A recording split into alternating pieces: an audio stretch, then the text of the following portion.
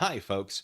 We're talking about the 9/11 hologram theory again, because despite my 3D models, despite my explanations of video compression and resolution, despite the impossibility of the hologram claim, the person who introduced me to the hologram theory is still sticking their head in the sand and emitting muffled screams about why they aren't wrong. Now, they have tried to make it very clear, I assume because I was doing such a good job dismantling their claims, that they weren't referring to normal holograms. They were referring to super secret special holograms, so I made it clear, and I'll clarify again, that I don't care what kind of super secret non-material 3D volumetric projection method we're talking about. I'm going to refer to it as a hologram, just like the people he's promoting as sources of information do. I can only assume he's also sending messages to them, telling them that they have their terminology wrong. Otherwise, that seems a little dishonest.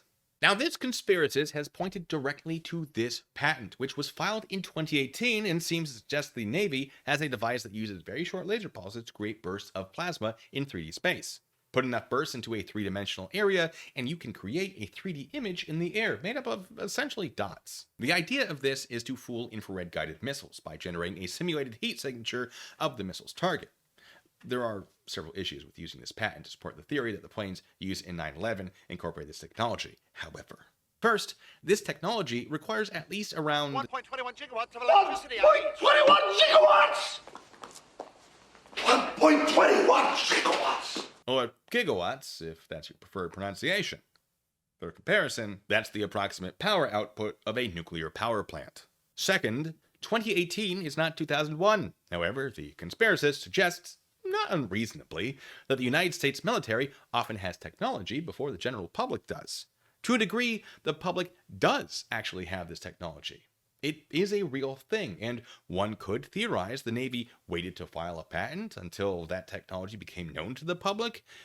This theory immediately falls apart, however, because the government could have just classified this information and applied for a secrecy order pursuant to 37 CFR 5.2 to both file the patent and hide it from the public. Regardless, the theory that this technology existed in 2001 is speculation by the conspiracist and not proof. For all we know, the patent that was filed by the Navy is a prophetic patent meant to make it easier to use the court system to stop other developers of plasma flare technology. A prophetic patent, by the way, is a patent for something that is described in enough detail to be a distinct invention, even if it has never been built or tested. In my mind, this might suggest the Navy is experimenting with this type of device, but doesn't necessarily have it fully functional. Yet. Which means they wouldn't have had it functional in 2001. But, of course, I too am now speculating. But even if the Navy panic filed a patent in order to keep others from developing the technology, it wouldn't.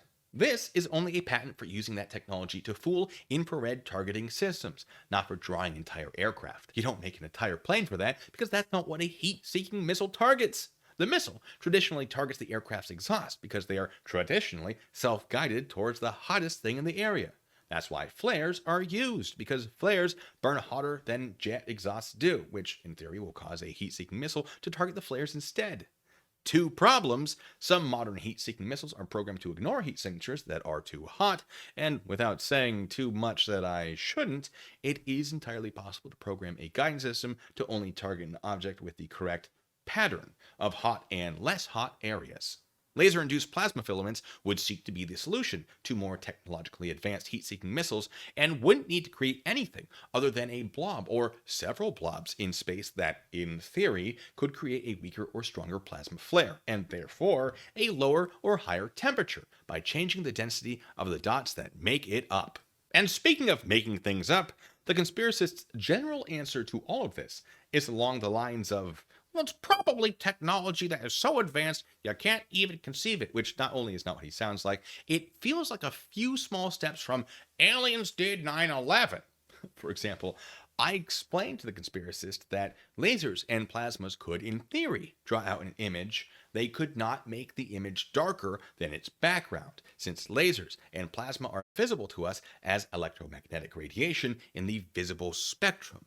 The reason this part of the plane is dark is because it is in shadow, and the reason it is in shadow is because it is a physical object that blocks light, not a ball of electrified gas that emits it.